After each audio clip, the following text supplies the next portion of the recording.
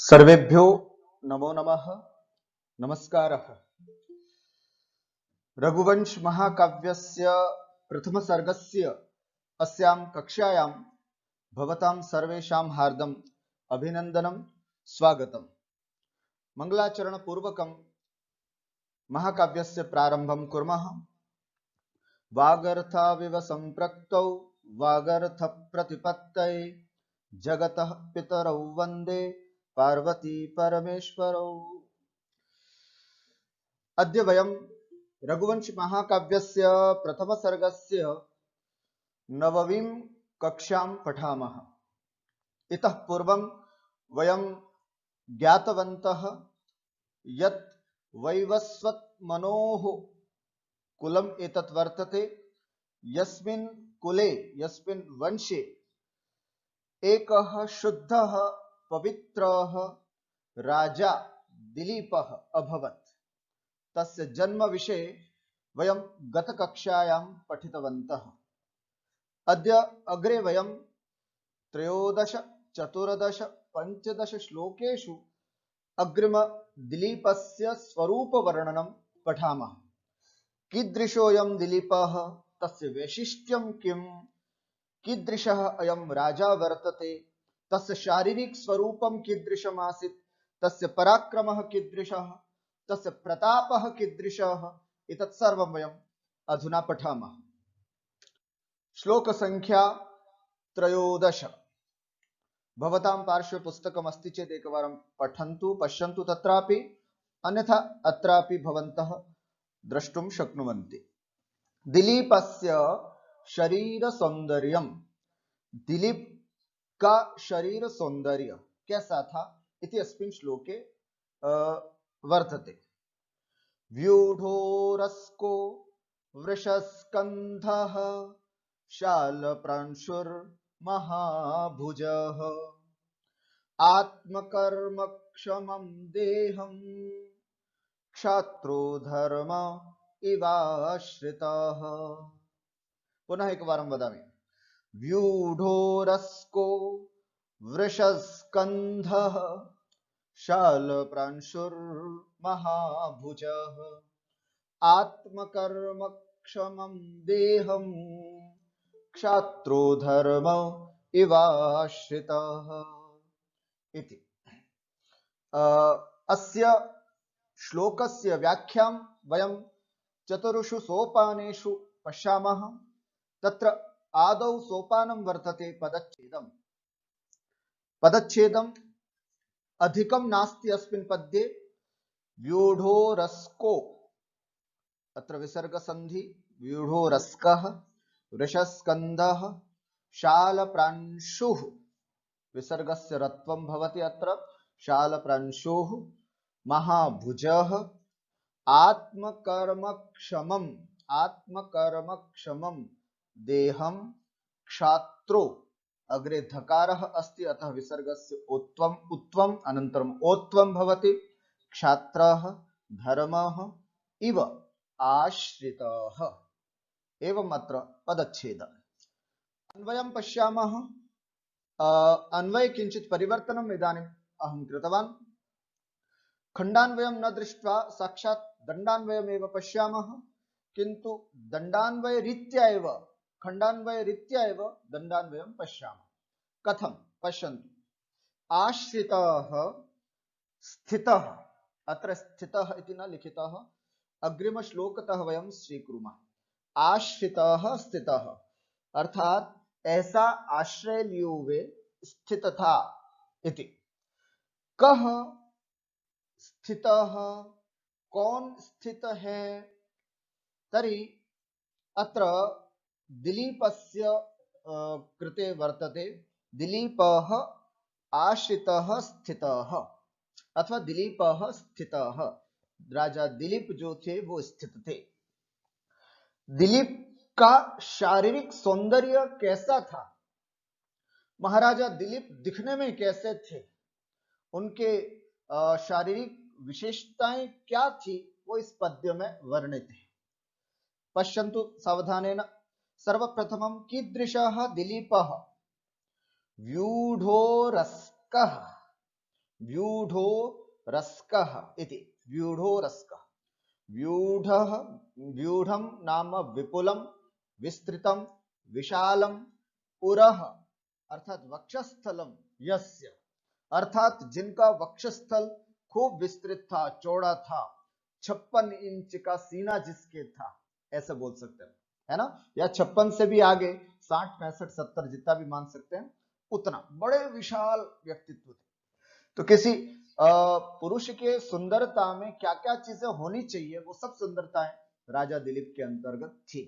तो सबसे पहली विशेषता व्यूढ़ो रस्कः, जो बच्चे जिम जाते हैं या जो लोग जिम जाते हैं वो व्यूढ़ो रस्क हो जाते हैं, चौड़ी छाती वाले हो जाते हैं, अच्छा उनका सीना बड़ा हो जाता है। तो व्यूढ़ो रस्कः, राजा दिलीप व्यूढ़ो रस्क थे, है ना। व्यूढ़ माने विपुल, विस्तृत, उरह माने वक्षस्थल जिसका हो, ऐसे व्यूढ़ो रस्कः। वृषस्कंधः, वृषस्य स्कंधः इव स्कंधः यस्य सह वृषस्कंधः। बेल का कंधा जैसे होता है ना, बेल का कंधा, उसके तरह बड़े बड़े कंधे जिसके थे, ऐसा राजा दिलीप, है ना। वक्षस्थल भी बड़ा, कंधे भी बहुत बड़े, है ना। यहाँ पर जब भी स्कंध की उपमा दी जाती है साहित्य जगत में, वृषस्कंध से दिया जाता है। वृष माने बेल, और बेल का एक वो ऊपर से निकला हुआ होता है कंधा, है ना, जहां पर वो हल रख करके जिससे मजबूत हल की पकड़ आती है, किसान रखते हैं। तो ऐसे बेल के कंधे की तरह अच्छे बड़े विस्तृत कंधे जिसके थे, ऐसे राजा दिलीप थे। और ये तो हो गया उनके वक्षस्थल की बात, उनके कंधे की बात। अब उनकी हाइट कैसी थी? शाल प्रांशु महाभुजः। शाल वृक्ष, शाल मतलब वृक्ष, वृक्ष का ही पर्यायवाची शब्द है शाल। और लंबे चौड़े पेड़ की तरह, प्रांशु माने उन्नत, पेड़ की तरह दिखाई देने वाले, बड़े ऊंचे, अच्छे बड़े ऊंचे, अर्थात हाइट भी बहुत अच्छी थी। ऐसे नहीं कि ठीक ने 5, 7, 10 फीट के हो, है ना। अर्थात तो उस समय जब राजा दिलीप हुए थे, बहुत पहले की बात है, उस समय बहुत ऊंचे ऊंचे व्यक्ति हुआ करते थे, और उसमें भी वहां जितने थे उन सब में भी ये बड़े ऊंचे व्यक्तित्व थे, ऐसा कह सकते हैं। तो शाल वृक्ष की तरह प्रांशु, प्रांशु का मतलब होता है उन्नतः, प्रांशु उन्नतः, महाभुजः, और भुजाएं, भुजाएं इनको बोलते हैं भुजा, ये हो गया कंधा, और इसको बोलते हैं भुजा। और भुजाएं भी कैसी थी? बड़ी विशाल भुजाएं थी। तो भुजाएं बड़ी थी, हाइट बहुत अच्छी थी, कंधे भी बहुत मजबूत थे, और वक्षस्थल भी जिनका बहुत विशाल और विस्तृत था, ऐसे स्थित, है ना, ऐसे जो है वो राजा दिलीप जो थे वो थे, है ना। दिलीप ही थे, ये कैसे कह सकते हैं आप? क्योंकि पिछले पद्य में ही अपन ने पढ़ा था, दिलीप इति राजेंदु क्षीर निधा विवाह। तो पिछले श्लोक से हमने दिलीप ले लिया, और अगले श्लोक से स्थित ये पद ले लिया, ऐसे राजा दिलीप स्थित थे। और कैसा था, है ना, देहम आश्रित, देह का आश्रय लेकर के, देहम आश्रित स्थित, ऐसे शरीर का आश्रय लेकर के। कैसा शरीर? कीदृशम देहम आश्रित स्थित, कीदृशम देहम आत्मकर्म क्षमम देहम, आत्मकर्म क्षमम देहम, अर्थात अपन क्षत्रिय हैं, तो क्षत्रिय के अनुरूप ही, है ना, आत्मकर्म स्वयं के अनुकार्य के अनुसार के योग्य, अर्थात क्षत्रिय हैं तो क्षत्रिय का शरीर तो बड़ा हृष्ट पुष्ट होता है, इसलिए आत्मकर्म क्षमम, अर्थात स्वयं के क्षत्रिय, क्षत्रियोचित योग्य, क्षमम माने उचित, क्षत्रियों के अनुकूल, देहम देह का आश्रय लेकर के स्थित, ऐसे स्थित थे। महाकवि कालिदास का पद्य हो उपमा न हो, कम चांस है, लेकिन ठीक वैसे यहां पर भी उपमा कैसे लग रहे थे वो दिलीप, तो यहां पर बताया जा रहा है क्षात्र धर्म इव, क्षात्र धर्म इव, है ना। मानो क्षत्रिय संबंधित धर्म, एक क्षत्रिय का धर्म क्या होता है। हमारे यहाँ पर भारतीय संस्कृति में 4 वर्ण बताए हैं। कौन कौन से? ब्राह्मण, क्षत्रिय, वैश्य और शूद्र। वर्तमान में इसकी कितनी प्रासंगिकता है इस विषय पर हम अभी चर्चा नहीं कर रहे, किंतु स्मृति आदि ग्रंथों में ये 4 वर्ण बताए हैं और इन चारों के 4 प्रमुख कार्य भी बताए हैं। ब्राह्मण का कार्य अध्ययन अध्यापन, क्षत्रिय का कार्य रक्षा करना, पराक्रम, तेजस्वी आदि, वैश्य का कार्य व्यापार आदि में सबको संतुष्ट रखना, और क्षुद्र का कार्य उसको बोलते हैं सेवा में सबसे अधिक होना। आज तो सब स्थितियां भिन्न भिन्न हैं, ये प्राचीन काल की अवस्थाएं हैं, तो उस हिसाब से आज तो एक क्षत्रिय भी अच्छा सेवक हो सकता है, एक शूद्र जाति वाला व्यक्ति भी एक अच्छा विद्वान हो सकता है, पढ़ने पढ़ाने का काम कर सकता है। तो वर्तमान में स्थितियां परिवर्तित है, लेकिन यहाँ पहले शास्त्रों में स्मृति आदि ग्रंथों में बताया गया है कि क्षात्र धर्म, अर्थात क्षत्रिय का धर्म क्या है। क्षत्रिय से संबंधित धर्म का मतलब स्वभाव, क्षत्रिय से संबंधित स्वभाव क्या है? पराक्रम, तेजस्विता, साहस, शौर्य, ये उसके धर्म है। तो वह राजा दिलीप बिल्कुल वैसे ही स्थित थे मानो साक्षात क्षत्रिय, है ना, मूर्तिमान पराक्रम हो, मतलब ये पराक्रम की मूर्ति हो, ऐसे वह राजा दिलीप स्थित थे। ठीक हो गया? इस तरह से हमें जानना चाहिए। और भी व्याख्या आगे देखते हैं अपन पद्य पदार्थ के अंतर्गत। व्यूढ़ो रस्कः, अर्थ भी समझते चले साथ में। व्यूढ़म, व्यूढ़म इत्युक्ते किम? विपुलम, विस्तृतम, विशालम इति। उरह, उरह क्या होता है? उरह, उरसी, उरंस, उरांसी, ऐसे रूप चलते हैं, नपुंसकलिंग है, इसलिए व्यूढ़म में भी नपुंसकलिंग हुआ। उरह माने वक्षस्थलम, यस्य सह, बहुव्रीहि समास है। व्यूढ़म उरह यस्य सह व्यूढ़ो रस्कः। व्यूढ़म नाम विपुलम, उरह नाम वक्षस्थलम, यस्य स व्यूढ़ो रस्कः। पूरे पद का अर्थ क्या हुआ? विपुल वक्षस्थलम इति। वृषस्कन्धः, वृषस्य स्कन्धः इव स्कन्धः यस्य सः वृषस्कन्धः। अत्रापि बहुव्रीहि समासो वर्तते। वृषस्य, बेल के स्कंध की तरह स्कंध जिसके हैं, ऐसे व्यक्ति को बोलते हैं वृषस्कंधः, अर्थात वृष सदृश मांसल स्कंध, मांसल माने अच्छे मोटे मोटे मजबूत, है ना, ऐसे। शाल प्रांशुः, शाल, शालः मतलब वृक्षः, इव प्रांशुः उन्नतः, शाल प्रांशुः, शाल वृक्ष सदृशः उन्नतः, शाल वृक्ष की तरह अत्यंत उन्नत दिखाई देने वाले। महाभुजः, महाश्च असौ भुजः इति, महाभुजः बहुत बड़ी बड़ी महान विशाल विस्तृत भुजाएं जिसकी हैं। महाबाहु इत्यपि वयं वक्तुं शक्नुमः। आत्मकर्म क्षमम, आत्म स्व कर्म व्यापार क्षमम अनुरूपम, स्वव्यापारानुरूपम देहम शरीरम क्षात्रः क्षत्रिय संबंधी धर्म स्वभाव। क्षत्रिय संबंधी स्वभाव कैसा होता है? पराक्रमः इत्यादि। इव यथा आश्रितः समाश्रितः, मूर्तिमान पराक्रम इव स्थितः, साक्षात मूर्ति, पराक्रम की मूर्ति हो ऐसे, है ना, इसको कहते हैं। जैसे यूनिटी ऑफ स्टेच्यू किसे कहते हैं? है ना, यूनिटी ऑफ स्टेच्यू बताया जाता है जो गुजरात में किनकी मूर्ति लगी है, वो गुजरात में इतनी बड़ी, आपको ध्यान है किसी को? गुजरात, हाँ, very good, very good, very good sir, Sardar Vallabh Bhai Patel.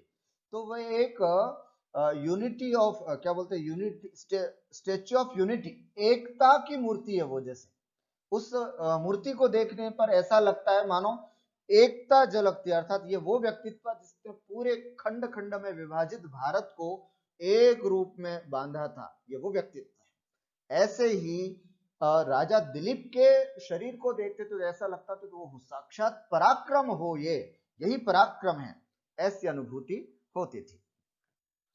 भावार्थः महाकवि कालिदासः अस्मिन् पद्ये दिलीपस्य शरीर सौष्ठवं वर्णयति। महाकवि कालिदास इस पद्य में दिलीप के शरीर की सुंदरता का वर्णन करते हैं। स कथयति यत् राज्ञः दिलीपस्य वक्षस्थलम् अति विपुलम्, राजा दिलीप का वक्षस्थल अत्यंत विस्तृत, स्कंधौ वृषस्कंध इव दृढ़ौ, उसके कंधे जो थे वो बेल के कंधों की तरह दृढ़ और मजबूत थे। शरीरस्य उन्नतता वृक्ष इव, शरीर की उन्नतता जैसे बड़े बड़े पेड़ होते हैं वैसी थी। भुजौ च दीर्घौ आस्तम, और जो भुजाएं थी दोनों वो भी बड़ी विस्तृत थी। स क्षत्रियानुकूलम शरीरम प्राप्तवान, इस प्रकार से राजा दिलीप एक क्षत्रियोचित शरीर को प्राप्त हुए। दिलीपस्य शरीर वर्णने कवि ही अत्र उपमा द्वारा कथयति, शरीर के वर्णन में कवि यहाँ एक उपमा द्वारा ये और बताता है कि असौ वह दिलीपः मूर्तिमान क्षत्रिय धर्म इव आसीत्, है ना, मानो क्षत्रिय का जो धर्म है पराक्रम, उसकी साक्षात मूर्ति ही हो, ऐसे यहाँ पर राजा दिलीप सुशोभित हो रहे थे। इति अत्र अर्थः अस्ति। अत्र छन्दः यथा वयं सर्वे जानीमः, अनुष्टुप् छन्दः अस्ति। व्यूढोरस्को वृषस्कन्धः शालप्रांशुर्महाभुजः आत्मकर्मक्षमं देहं क्षत्रुधर्म विवाश्रितः। अनुष्टुप् छन्दः अस्ति। अलङ्कारः अत्र उपमा अस्ति, साधर्म्यम् उपमा भेदे इति। क्षात्रधर्म इवाश्रितः, क्षात्र धर्म की तरह, पराक्रम की तरह, तो यहाँ पर तुलना की गई है, अतः अत्र उपमा अलंकारो वर्तते। अनुप्रासः अपि अत्र वर्तते, वर्ण साम्यम अनुप्रासः, जहां वर्णों की समानता हो वहां पर अनुप्रास अलंकार होता है। व्यूढोरस्को व वृषस्कंध व शाल प्रांशुर महाभुज शा श तथैव आत्मकर्म आत्मकर्म म क्षमम म एवं यत्र वर्णानां साम्यता प्राप्यते तत्र अनुप्रासः अलंकारः भवति। अत्रापि वर्ण साम्यं वर्तते, अतः अनुप्रासो अलंकारो वर्तते।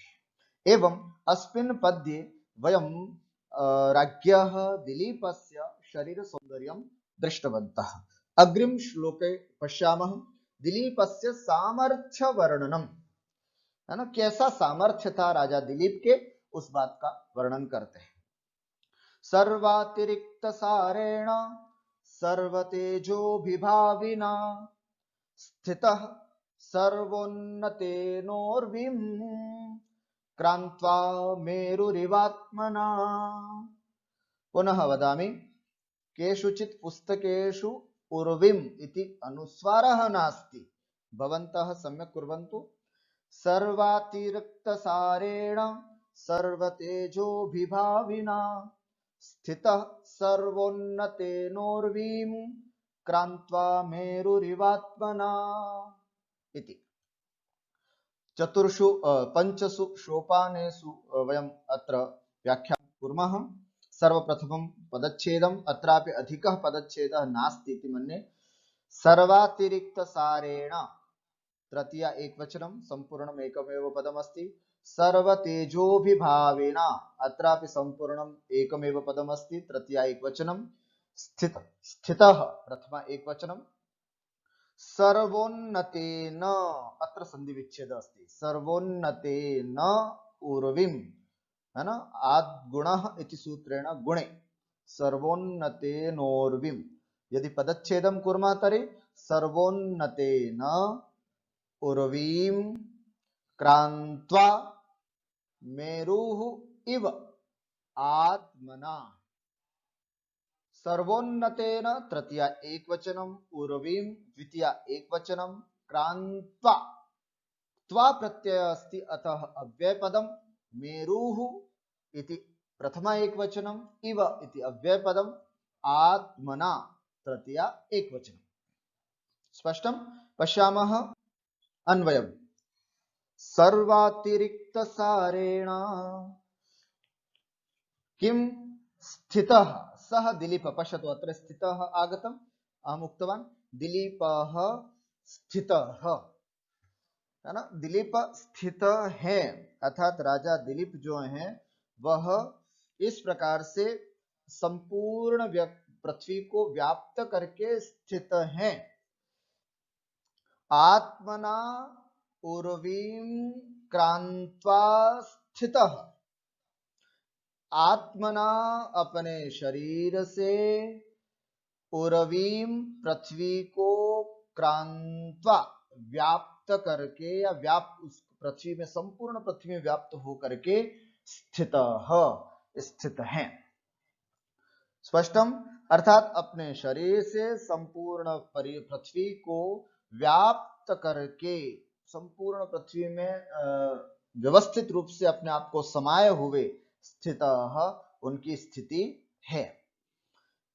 आत्मना उर्वीं क्रांत्वा स्थित, अपने शरीर से। अब वो शरीर कैसा है? पुनः अत्र एकम द्वे त्रीणि विशेषणानि अत्र वर्तन्ते।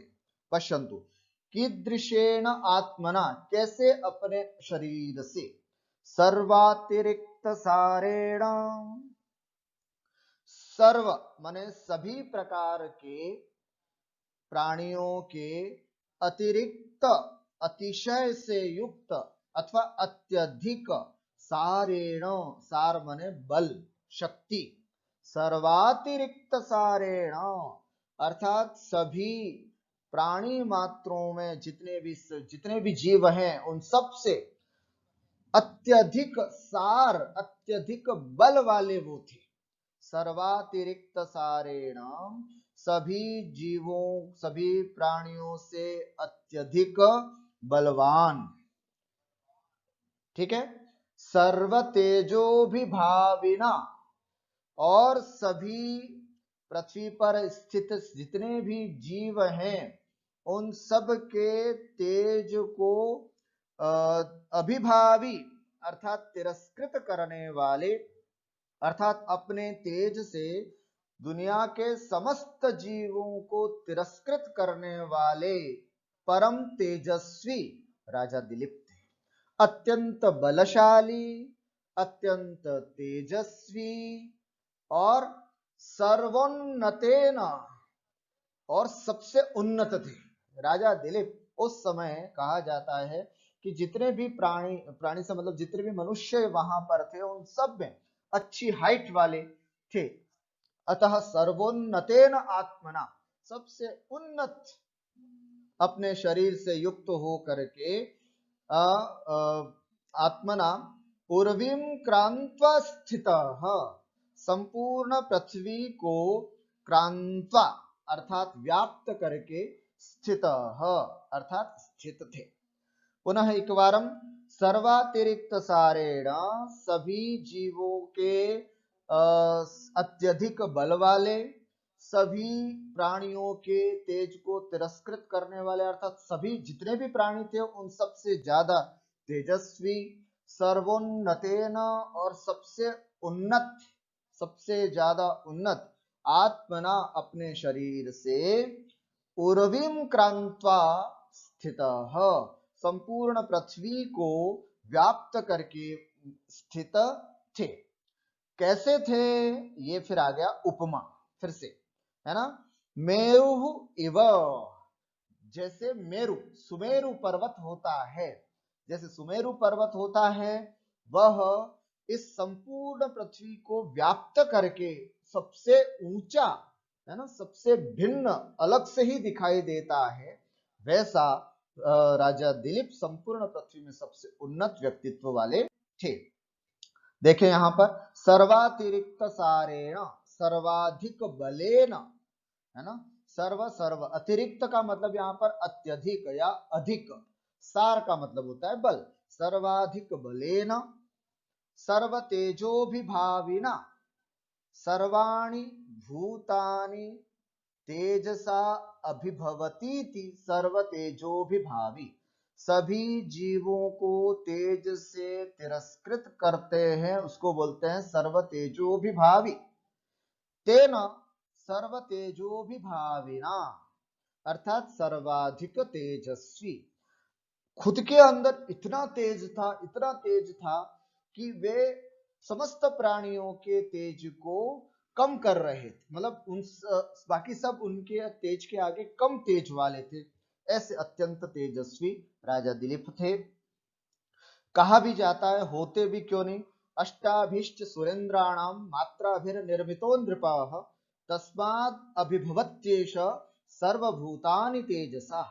होता भी क्यों नहीं राजा दिलीप इतने तेजस्वी, क्यों? क्योंकि अष्टाभीष्ट सुरेंद्राणाम, 8 प्रकार के सुरेंद्र है ना, 4 दिशा और 4 विदिशा, ऐसे 8 दिशाओं के जो इंद्र होते हैं, उन सभी इंद्रों की मात्राओं को मिलाने से एक राजा का निर्माण होता है। अष्टाभीष्ट सुरेंद्राणाम, मात्रा भी सुरेंद्राणाम, मात्रा भी ही मात्राओं से निर्मितो नृपः, एक राजा का निर्माण होता है। तस्मात् अभिभवति एष सर्वभूतानि, इस कारण से एष तेजसा, ऐसा वह राजा अपने तेज से सर्वभूतानि अभिभवति, सभी प्राणियों को अभिभूत करता है, तिरस्कृत करता है। एक राजा जो होता है वो इतना तेजस्वी होता है, ऐसा बताया जाता है। सर्वोन्नतेन, सर्वेभ्यः उन्नतः इति सर्वोन्नतः, चतुर्थी तत्पुरुष समास। तेन सर्वोन्नतेन, सर्वाधिकम शरीरेण उन्नतः, शरीर से सर्वाधिक उन्नत, आत्मना शरीरेण, मेरुः इव, सुमेरु पर्वत इव। देखो ये एक उदाहरण मैं आपको बता रहा हूं, एक सुमेरु पर्वत है, जैसे सुमेरु पर्वत देखो पूरी पृथ्वी में सब जगह व्याप्त मतलब हर जगह से, हर एंगल से इसको देखा जा सकता है, इतना ऊंचा, आसपास के सभी क्षेत्रों से देखा जा सकता है। इतना जैसे ऊंचा एक सुमेरु पर्वत होता है, वो संपूर्ण पृथ्वी पर व्याप्त होता है, अर्थात हर जगह से दिखाई देने वाला होता है। ऐसे ही राजा दिलीप कहीं खड़े रहते थे तो एक अलग से ही दिखाई देते थे, इतनी हाइट उनकी, इतनी ऊंचाई उनकी थी, ऐसा भाव यहां पर समझना चाहिए। उर्वीम पृथ्वीम क्रांत्वा व्याप्य स्थितवान्। महाकवि कालिदासः अस्मिन् पद्ये दिलीपस्य सर्वातिशायितं वर्णयन् कथयति। महाकवि कालिदास इस पद्य में राजा दिलीप की सर्वातिशायिता, सबसे अतिशायी थी, बल में भी अतिशायी, बुद्धि में भी अतिशायी, शरीर में भी अतिशायी, तेज में भी अतिशायी, इस सर्वातिशायिता का वर्णन यहाँ पर कर रहे हैं।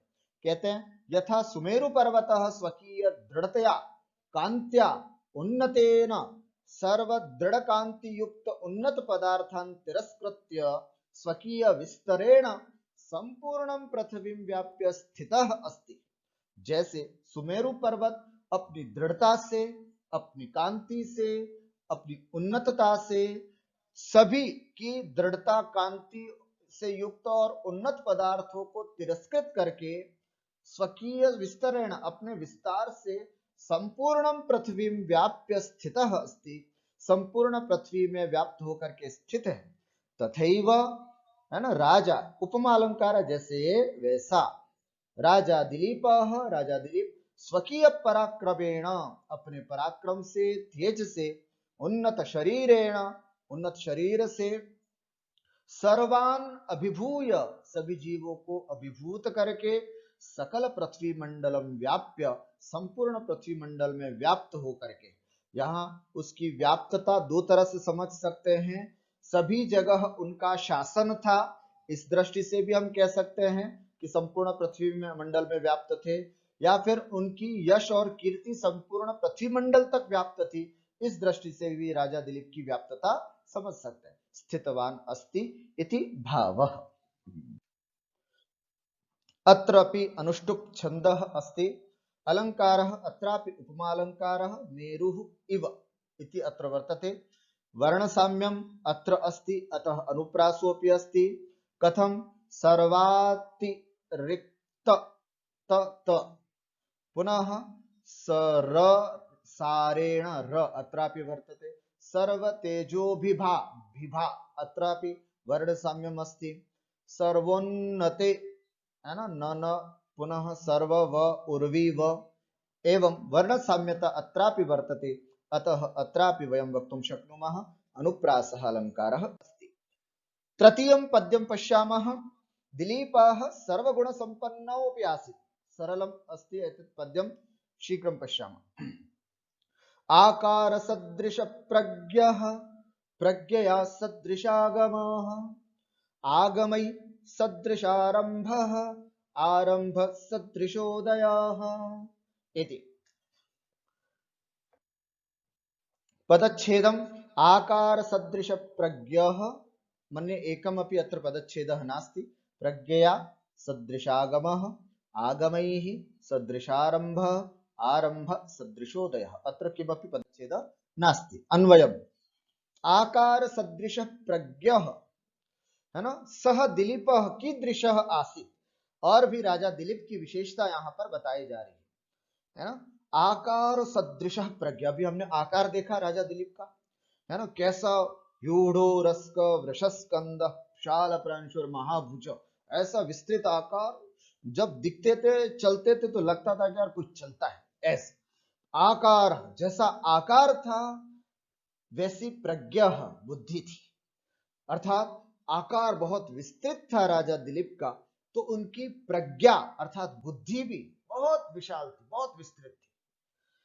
प्रज्ञा सदृशागम, और जैसी उनकी प्रज्ञा थी, बुद्धि थी, वैसा ही शास्त्रों का ज्ञान भी उनको था। कई लोगों की बुद्धि तो अच्छी होती है, लेकिन वे बुद्धि का सदुपयोग नहीं करते। वे बुद्धि का सदुपयोग न करके इधर उधर के फालतू के कामों में लगाते। मैंने देखा कई बच्चों को कई गाने के गाने याद होते हैं, पर उनको कहे भाई श्लोक याद करो रघुवंश के, तो वो कहता है अरे गुरुजी याद नहीं होता। नहीं, अर्थात बुद्धि अच्छी है तो शास्त्रों को याद करने में अपनी बुद्धि को लगाओ। अमर कोश याद करो, लघु सिद्धांत कौमुदी याद कर डालो, है ना, या फिर क्या बोलते हैं आपका महाकाव्य के महाकाव्य रघुवंश कुमार संभव आदि जितने महाकाव्य उन सबको रट डालो। जैसी बुद्धि है, कई बच्चों की बहुत अच्छी बुद्धि होती है, प्रतिभाशाली होते हैं, तो उनके लिए जैसे कहना है कि जैसे अगर आपकी बुद्धि है वैसा ही उसका उपयोग होना चाहिए, जैसा कि राजा दिलीप ने किया। प्रज्ञा सदृशागम, प्रज्ञा से सदृश ही उनका आगम ज्ञान भी था, शास्त्र ज्ञान भी था। आगम ही सदृशारंभ, और जैसा शास्त्र ज्ञान था उस शास्त्र ज्ञान के अनुकूल, शास्त्र ज्ञान के जैसे ही उनका आरंभ भी था। आरंभ का मतलब व्यापार, आरंभ का मतलब काम, आरंभ का मतलब कर्म, अर्थात शास्त्रानुकूल उनके कार्य भी थे। कई लोगों को ज्ञान तो बहुत होता है, बहुत ज्ञान होता है, लेकिन जब उनके गरेबान में झांक करके देखते हैं तो पता चलता हो ये व्यक्ति तो बिल्कुल भ्रष्ट है, करेक्टर लेस है। ऐसा नहीं, राजा दिलीप में जितना शास्त्र ज्ञान था उस शास्त्र ज्ञान के अनुकूल व्यापार भी था, उसका कर्म भी था, उसकी क्रियाएं भी थी, उसका आचरण भी वैसा था। आगमे ही सदृशारंभ, आगम के अनुकूल उनका आरंभ था, क्रियाएं थी, आचरण था। और आरंभ सदृशोदय, और जब काम अच्छा होगा तो उदय अर्थात फल प्राप्ति भी वैसी ही होती है। तो जैसा उनका आरंभ था, व्यापार था, कर्म था, आचरण था, वैसे उनको उदय मतलब फल प्राप्ति भी वैसी ही होती थी। एक बार फिर से, आकार के जैसी बुद्धि, बुद्धि के जैसा आगम अर्थात शास्त्र ज्ञान, आगमई सदृशारंभ, शास्त्र ज्ञान की तरह उनका आरंभ अर्थात व्यापार आचरण था। आरंभ सदृशोदय, और व्यापार या आचरण के अनुकूल ही उनका उदय मतलब फल प्राप्ति होती थी। ऐसा राजा दिलीप का वैशिष्ट्य था। पदार्थम पश्यामः। आकार सदृश प्रज्ञ, पहले समास, आकारेण सदृशी प्रज्ञा यस्य सह आकार सदृश प्रज्ञा, आकार के जैसी प्रज्ञा जिसकी, बहुव्रीहि समास, आकारेण मूर्त्या सदृशी प्रज्ञा, है ना, आकारेण सदृशी प्रज्ञा बुद्धि यस्य सह आकार सदृश प्रज्ञा, मूर्ति तुल्य बुद्धि ही, जैसी आकृति है वैसी ही उनकी बुद्धि भी थी। प्रज्ञया बुद्ध्या सदृशागमः सदृशः तुल्यः आगमः शास्त्र यस्य सः सदृशागमः सदृशः आगमः यस्य सः सदृशागमः, बहुव्रीहि समास, सदृशः अर्थात तुल्यः, आगमः अर्थात शास्त्रम, यस्य सः सदृशागमः अर्थात अनुरूप शास्त्रः, अथवा प्रज्ञानुरूप शास्त्र परिश्रम, जैसी बुद्धि थी, भगवान ने जितनी अच्छी बुद्धि दी थी उतना ही परिश्रम करने की भी अकल उनको दी थी। आगमैहि शास्त्रैहि सदृशारंभः सदृशः आरंभः यस्य सः सदृशारंभः, है ना, सदृशः नाम अनुरूपः, आरंभः अर्थात व्यापारः, यस्य सः अनुरूप व्यापारः शास्त्रानुरूप व्यापारः इति, अर्थात शास्त्रों के अनुकूल ही उनका आचरण भी था। आरंभ सदृशोदयः, आरंभेण सदृशः उदयः, आरंभ यस्य सः आरंभ सदृशोदयः, आरंभ का मतलब होता है व्यापार, व्यापार के जैसा उनका उदय मतलब फल सिद्धि थी, ऐसे आरंभ सदृशोदयः व्यापार तुल्य फल सिद्धि आसीत् इति। भावार्थं पश्यतु, अत्र एकवारं चित्रमपि पश्यामः। आकार सदृशः प्रज्ञा, प्रज्ञा सदृशागमः, प्रज्ञा के अनुकूल आगम, आगम के अनुकूल आरंभ, आरंभ के अनुकूल उन्नति फलद्वय, इस तरह से ये चक्र उनके जीवन में बना हुआ था। आकार अच्छा था तो बुद्धि अच्छी थी, बुद्धि अच्छी थी तो क्रियाएं अच्छी थी, है ना, और क्रियाएं अच्छी होती है तो व्यक्ति को फल प्राप्ति भी अच्छी होती है। ये सर्कल उनके जीवन में चल रहा था। महाकवि कालिदास अस्मिन् पद्ये दिलीपस्य सर्वगुण संपन्नत्वं वर्णयन् कथयति। महाकवि कालिदास इस पद्य में दिलीप के सर्वगुण संपन्नता का वर्णन करते हुए कहते हैं, यत् राजा दिलीपः यथा प्रशस्त आकारवान वर्तते, अच्छी आकार वाले हैं, तथैव तीक्ष्ण बुद्धि अपि अस्ति, वैसे जैसे उनका शरीर का आकार था वैसी उनकी तीक्ष्ण बुद्धि थी। यादृशी तस्य तीक्ष्ण बुद्धि वर्तते तादृशेव शास्त्र परिश्रम अपि वर्तते, जैसे उनकी तीक्ष्ण बुद्धि थी वैसा ही उनका शास्त्र के प्रति परिश्रम भी करते थे। यथा शास्त्र परिश्रम अस्ति तदनुरूपम स कार्यमपि करोति स्म, जैसा शास्त्र का ज्ञान उनको था तद अनुरूप वो कार्य भी करते थे, आचरण भी करते थे। अपि च यथा स कार्यं करोति स्म तद अनुकूलम फलमपि स लभते स्म, और जैसे वो कार्य करते थे तद अनुरूप तद अनुकूल फलमपि स लभते स्म, फल को भी वे प्राप्त करते थे। अत्र अनुष्टुप् छन्दः अस्ति, है ना, विशिष्ट विशेष रूपेण अलंकारः नास्ति, किन्तु अत्र वयं अनुप्रासः अलंकारो वर्तते इति वक्तुं शक्नुमः, है ना, यतो हि आकार सदृश प्रज्ञया इति अत्र सदृशता वर्तते। आगमैः सदृश आरंभ एवं अत्रापि आरंभ सदृशोदयः वर्णानां साम्यता वर्तते, अतः वयं वक्तुं शक्नुमः अत्रापि अनुप्रास अलंकारो वर्तते। एवं अद्य वयं त्रीन् श्लोकान् पठितवन्तः यत्र दिलीपस्य स्वरूपस्य वर्णनम् आसीत्। एवं अद्य एतावदेव, पुनः अग्रिमकक्षायाम् इतोपि वैशिष्ट्यं वयं पठिष्यामः। तावत्पर्यन्तं सर्वेभ्यो नमो नमः, नमस्कारः। यत् हाँ नमो नमः। हाँ, कस्यापि किमपि प्रश्नः स्यात्?